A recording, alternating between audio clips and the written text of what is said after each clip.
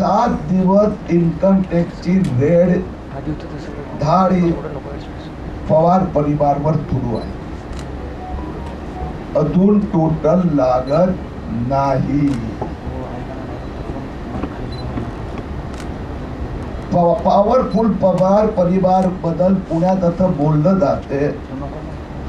जहां भी देखो 7-12 वर पवारांचं नाव. पण या 7 दिवसाचा रेड मध्ये एक दुसरी गोष्ट बाहेर आली की नामी एवढे एसेट आहेत तर बेनामी किती.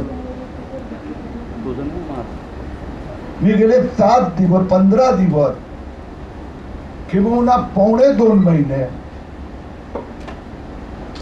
27,000 शेतकरी सदस्य ज्यांनी जरंडेश्वर साखर कारखाना बदल स्वतःची जमिनी दिली. भागधारक 3-3 हजार रुपये दिले. ते 2.25 महिन्यापूर्वी मला येऊन भेटले होते की आम्हा 27,000 लोकांचा कारखाना आमच्याकडून काढून घेतला. तेव्हापासून मी पवार परिवाराला एकच प्रश्न विचारतोय, जरंडेश्वर साखर कारखान्याचा मालक कोण. त्यांनी उत्तर नाही दिलं. मी तुमच्या समोर हा पूर्ण डॉक्युमेंटरी एव्हिडन्सेस ठेवत आहे.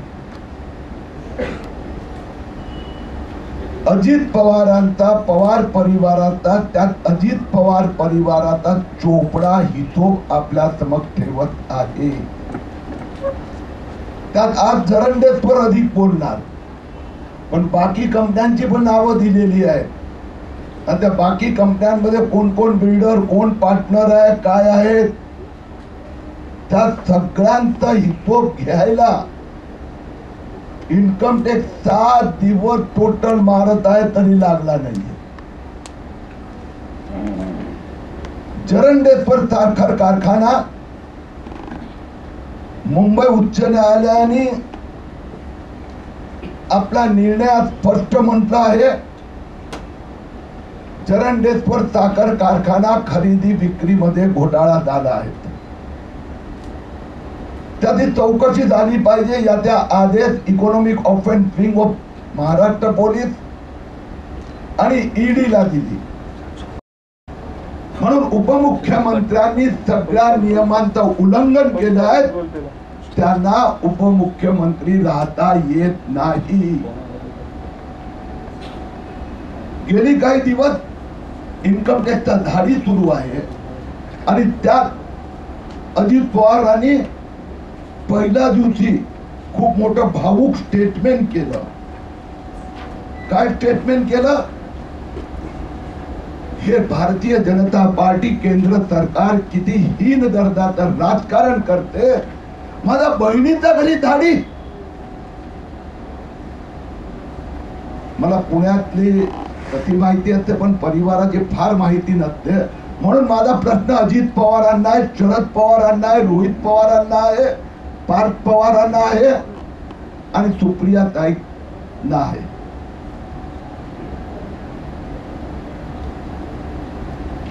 की जरंडेश्वर साखर कारखान्याचा जे मालक आहे, मुख्य भागधारक,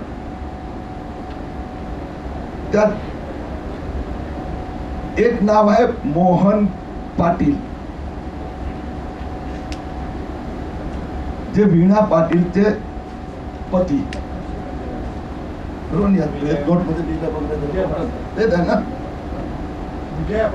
विजया पाटील ते प्रेस नोट मध्ये लिहिलं आहे. आणि दुसरे आहेत नीता पाटील. मला अजित पवार यांना सगळ्या पवारांना विचारायचं, या नीताताई पाटील, विजयाताई पाटील, मोहन भाऊ पाटील हे कोण आहे? मला काही लोकांनी सांगितलं हे अजित पवारांच्या बहिणी आहेत, सख्या बहिणी आहेत आणि मोहन पाटील यजमान आहेत. आता खरं खोटं काय आहे ते पवारांनी स्पष्टता करावी. आणि अजित पवार सांगतात की माझा बहिणीचा काय संबंध नाही, त्यांच्या घरी इन्कम टॅक्स का गेले? मग अजित पवारांना हे म्हणायचं आहे की बहिणीच्या नावाने बेनामी प्रॉपर्टी अजित पवारांनी उभी केली, तर बहिणीचा काही संबंध नाही. पण चोपड्यामध्ये त्या बहिणी जरंडेश्वरचा मालक आहेत, भागधारक आहे, तर त्या बहिणीला न सांगता अजित पवारांनी केलंय. बहिणीच्या नावाने बेनामी मालमत्ता, आणि फक्त जरंडेश्वर पुरतं मर्यादित नाहीये.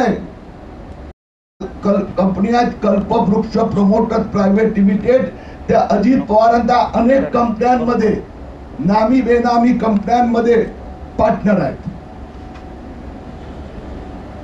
बहिणीच्या नावाने आता बेनामी संपत्तीसाठी बहिणीच्या नावाचा उपयोग अजित पवार करत असेल तर दुर्दैवी गोष्ट आहे.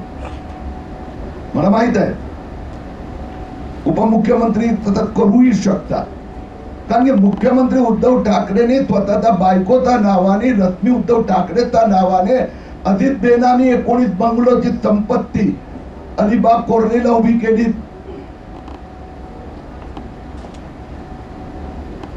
आणि ह्या ही जी कंपनी आहे जरंडेश्वर साखर कारखाना, जरंडेश्वर शुगर प्रायव्हेट लिमिटेड, त्या कंपनीचे 90.5% शेअर 27 लेअर उभे केली अजित पवार. 27 जरंडेश्वर सहकारी साखर कारखाना पासून ते मूळ मालक पर्यंत पोहोचायला मध्ये 27 नावं येतात. आणि शेवटी 90.5% शेअर हे स्पार्कलिंग सॉइल प्रायव्हेट लिमिटेड या कंपनीचे. आणि स्पार्कलिंग सॉइल प्रायव्हेट लिमिटेड, शेवटचं पान बघा, स्पार्कलिंग सॉइल प्रायव्हेट लिमिटेडचे मालक संस्थापक सुनेत्रा अजित पवार, अजित अनंतराव पवार.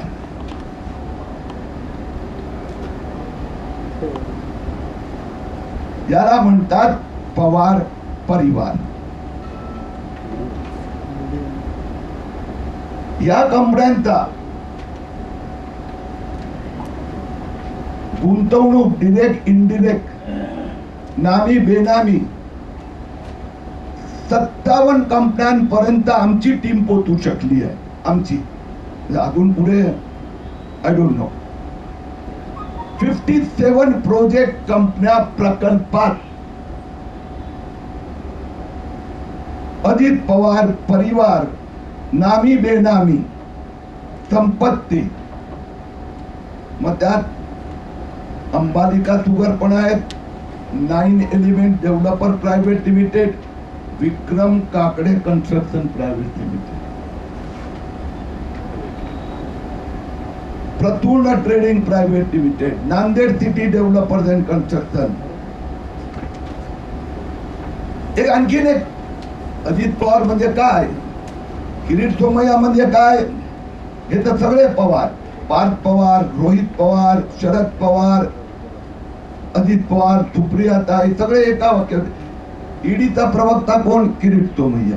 आता म्हणणार इन्कम टॅक्सचा प्रवक्ता कोण, किरीट सोमय्या. पण ताई मग हे पण सांगा ना जरा, अजित पवारांच्या अनेक कंपन्यांमध्ये आर्थिक व्यवहार आहेत.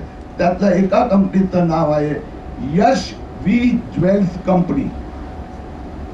हे मी जे बोलतो ते सगळे कागदपत्र देतोय.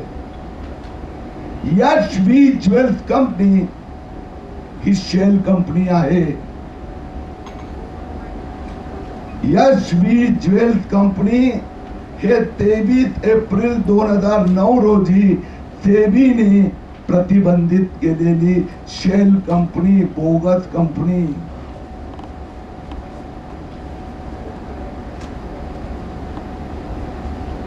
अर्थात या कंपनीमध्ये ठाकरे सरकारचे एकंदर 3 मंत्री नेत्यांचे मनी लॉन्ड्रिंगचे माझ्याकडे रेकॉर्ड आलेले आहे.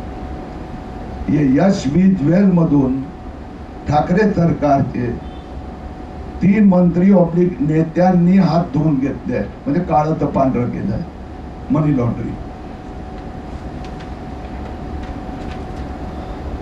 आम्ही टोटल मारण्याचा प्रयत्न केला. माकी मी जे प्रेस नोट मध्ये जे सगळी नावं लिहिली आहेत ते वाचत नाहीये. Guru commodity, sparkling soil, fire power marketing, non con energies, Arya agro bio and herbal, Jai agrotech, Kalpavriksha promoter, Suryakiran agro estate, Omkar realtor, Shivali, आणि ही यादी तर आणखीन वाढतच जाते. म्हणजे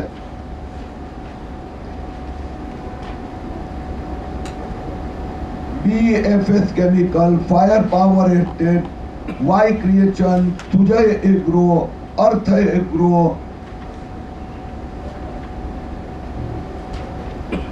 हिंदुस्थानातली अजित पवार आणि सहकार्यांवरची हिंदुस्थानातली सगळ्यात मोठी इन्कम टॅक्स रेड आहे. 7 दिवस चालू आहे. माझ्या माहितीप्रमाणे 24 पेक्षा जास्त प्रोमोटर, डिरेक्टर्स, ओनर्स, कंपन्या प्रकल्पांपर्यंत पोचले आहे. कुठे भिंतीचा आड लॉकर होतात त्यातनं काहीतरी सापडते,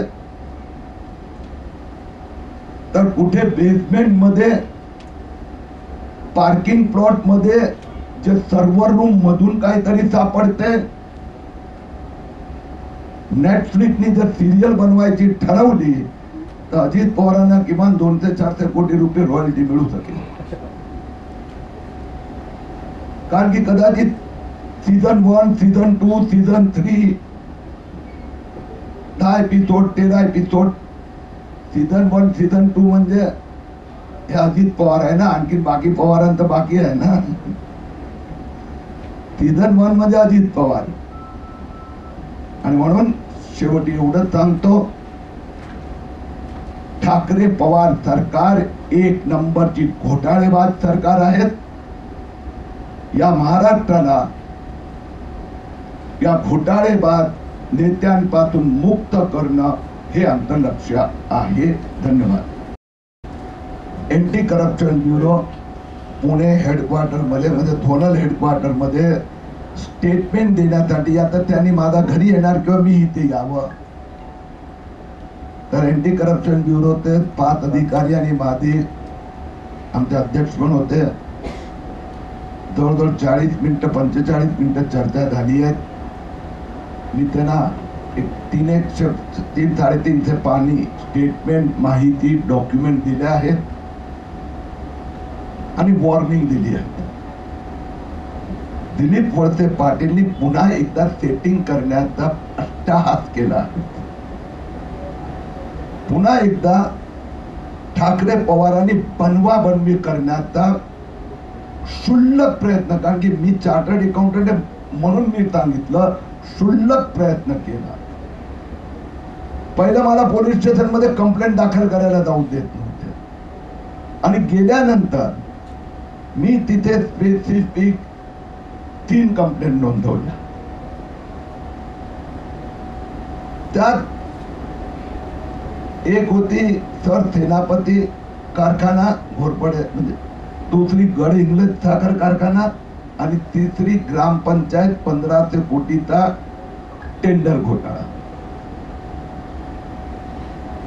मुरगुड पोलीस स्टेशनच्या इन्स्पेक्टरने मला फोन केला तुमचं डिटेल स्टेटमेंट घेण्यासाठी, आणि तुम्ही आणखीन पेपर देणार आहात, त्यासाठी मी मुंबईला येत आहे. रात्री आदल्या दिवशी फोन आला आणि दुसऱ्या दिवशी पत्र आलं की तुमची कंप्लेंट आता एंटी करप्शनला ट्रान्सफर केली आहे. खरं म्हणजे चीटिंग, फ्रॉड, फोर्जरीची कंप्लेंट हे IPC मधली आहेत. हसन मुश्रीफ परिवार, त्यांच्या मुलांनी ज्या कंपन्या डेड आहेत, डेड मृत कंपन्या, त्यांच्या नावाने अकाउंट उघडलं, करोडो रुपये त्यातून स्वतःच्या अकाउंट मध्ये ट्रान्सफर केले आहेत. तर ती कंप्लेंट त्यांनी एंटी करप्शनला पाठवली. एंटी करप्शनचा काही संबंधच नाहीये. आणि जे ग्राम विकास मंत्रालयाचं जे टेंडर TDS सगळ्या ग्रामपंचायतचं हसन मुश्रीफचं जावई जयत तुसे मॅनेजमेंट प्रायव्हेट लिमिटेडला 1500 कोटी रुपयाचा कॉन्ट्रॅक्ट दिला, जो भ्रष्टाचार आहे. मंत्र्यांनी स्वतःचाच मंत्रालयाचा खोट्या पद्धतीने स्वतःचा परिवाराचा जावई आता कंपनीला, ती कंप्लेंट एनडीकडे पाठवलीच नाही. आणि म्हणून मी तिथे वॉर्निंग देऊन आलो आहे, रायटिंग मध्ये दिलंय. IPC वाली कंप्लेंट मुरगुड पोलीस स्टेशनला त्यांनी चौकशी करायला हवी. आणि त्यांनी मला सांगितलं तिसरी कंप्लेंट आली नाही, त्याला डॉक्युमेंट दाखवलं आणि त्याच्या सहकार्याने कबूल केलं. तिसरी कंप्लेंट पण झालेली आहे, त्याचे डॉक्युमेंट मी त्यांना दिलेले आहेत. आणखीन त्यांना स्पष्टीकरण हवं होतं, ते आठवड्याभरात पाठवणार. हसन मुश्रीफ परिवार यांच्यावर IPC 420 आणि जे सेक्शन दिले त्याच्यावर कारवाई व्हायला हवी. मुलांनी जी कंपनी 10 वर्षापूर्वी मृत घोषित झाली होती त्या कंपनीतना फायनान्शियल ट्रान्झॅक्शन केले. It is nothing but money laundering and forgery. आणि वडिलांनी जो ग्रामपंचायतला डायरेक्ट केंद्र सरकार नीती आयोग पैसा त्यांच्या खात्यात जमा करतात त्याच्यावर डल्ला घातला आहे. उद्या दुपारी 3 वाजता मैं दिल्लीला ग्राम विकास मंत्रालयाच्या सचिवाची या विषयाचा पाठपुरावासाठी भेट घेणार आहे. मोशी न्यूज नेटवर्कसाठी मोहित शिंदे, पुणे.